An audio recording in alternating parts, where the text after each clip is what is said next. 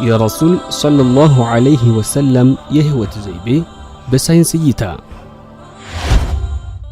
የአላህ መልእክተኛ ሙሐመድ ቢን ዓብዱላህ ቢን ዓብዱል ሙጠሊብ ሲሆኑ በመጀመሪያ ወንድ ልጃቸው ቃሲም ምክንያት አቡል ቃሲም በመባል ይታወቃሉ። የነቢያትና የመልእክተኞች መደምደሚያም ናቸው። ከፍጥረታቱ ሁሉ የላቀ ክብርም አላቸው።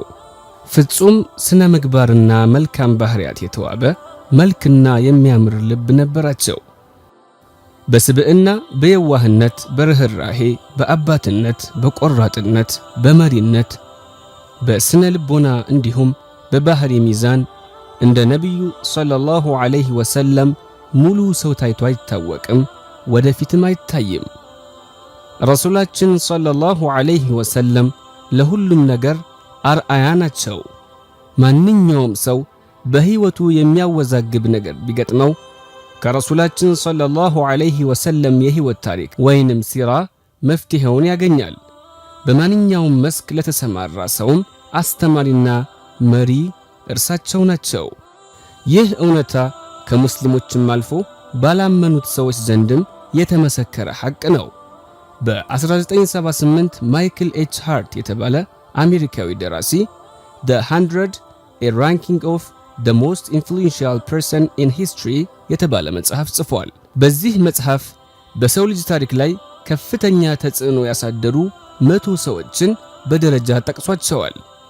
በአንደኝነት ያስቀመጣቸው ነቢያችን ሙሐመድ ዐለይሂ ሰላቱ ወሰላምን ነው። ምክንያቱንም እንዲህ ብሎ ይገልጻል። My choice of Muhammad to lead the list of the world's most influential persons may surprise some readers and may be questioned by others. But he was the only man in history who was supremely successful on both the religious and secular levels.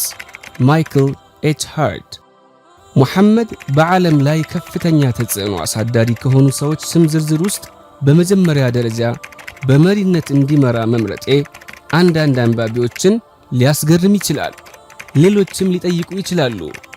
ነገር ግን በታሪክ ውስጥ በሃይማኖትም ሆነ በዓለማዊ ጉዳዮች እጅግ የተሳካለት ብቸኛው ሰው እርሱ ብቻ ነው። ማይክል ኤች ሃርት።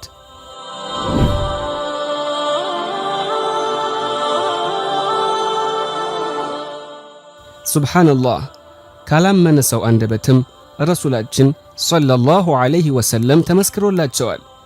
ዳሩ ግን አያስገርምም። አላሁ ተዓላ በቁርአኑ እንዲህ ሲል አወድሷቸው የለምን? ወኢነከ ለዐላ ኹሉቅን ዐዚም፣ ከሁሉም በስነ ምግባር የላክ ነህ፣ አንተ እኮ በታላቅ ጠባይ ላይ ነህ። ለዚህም ነው አላሁ ሱብሓነሁ ወተዓላ ረሱላችንን ሰለላሁ ዐለይሂ ወሰለም በሁሉም የኑሮ ዘይቤና በአኺራችን ጉዳይ አርአያ እንድናደርጋቸው ያዘዘን። አላሁ ተዓላ በቁርአኑ እንዲህ ይላል። ቃለ አላሁ ተዓላ ለቀድ ካነ ለኩም ፊ ረሱሊላሂ ኡስወቱን ሐሰነቱን ሊመን ካነ የርጁ ላህ ወልየውመል አኺር ወዘከረ ላህ ከሲራ።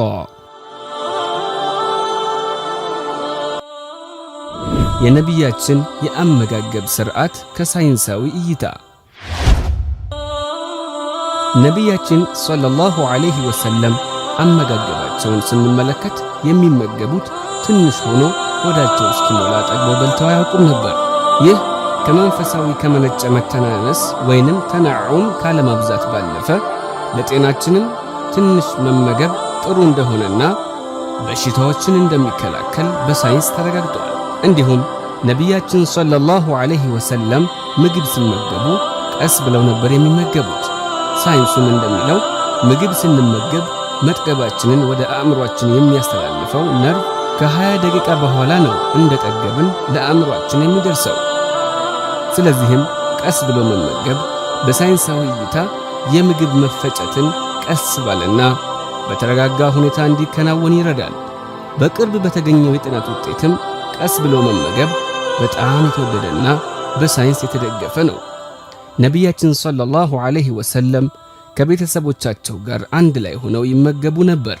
በጥናት እንደተረጋገጠው ከቤተሰብ ጋር አንድ ላይ መብላት ጭንቀትን ያስወግዳል። ውሃ ሲጠጡም 3 ጊዜ ይጎነጩ ነበር። ስለዚህም የሳይንሱ ጥናት እንደሚያሳየው በአንድ ትንፋሽ ውሃ መጠጣት የራስ ምታት፣ የመደንዘዝ፣ በሰውነታችን የሚገኙ መሰረታዊ ንጥረ ነገሮች መዛባትን ያስከትላል።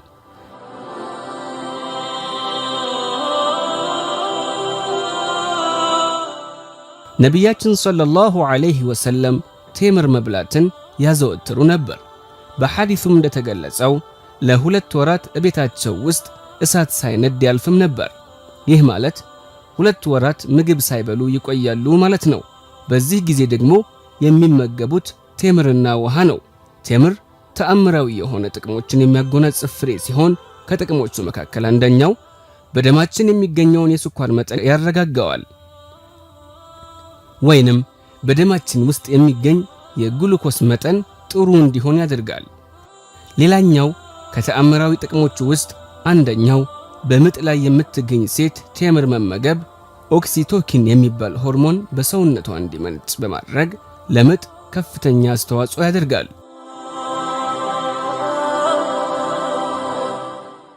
ነቢያችን ሰለላሁ ዐለይሂ ወሰለም ከረመዳን ውጭ ሰኞና ሐሙስ እንዲሁም አያመል ቢድ እና የወሩ መጀመሪያ ቀን ላይ መጾም ያዘወትሩ ነበር። እንደ ኢሮፒያን አቆጣጠር በ2017 ጀምሮ ስለ ኢንተርሚተንት ፋስቲንግ ብዙ ጥናቶች ሲካሄዱ ቆይቷል። ኢንተርሚተንት ፋስቲንግ ማለት በጥቅሉ ነቢያችን ሰለላሁ ዐለይሂ ወሰለም ከዛሬ 1400 ዓመታት በፊት የሚያዘወትሩት ተግባር ሲሆን በሳምንት 2 ቀን መጾምና የተቀሩት 5 ቀናትን መመገብ ማለት ነው።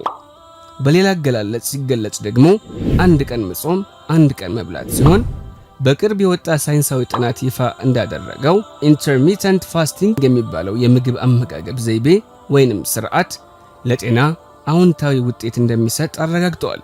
በተጨማሪም ስንጾም ማለትም እንደ ኢንተርሚተንት ፋስቲንግ ስናደርግ ከምናገኛቸው ፋይዳዎች መካከል ሰውነታችን ላይ ያሉ ጎጂ የሆኑ መውጣት ያለባቸው አላስፈላጊ ቆሻሻዎች በተለያዩ ምክንያቶች ሰውነታችን ላይ ስለሚከማቹ በጾም ጊዜ እነዚህ ነገሮች ይወገዳሉ።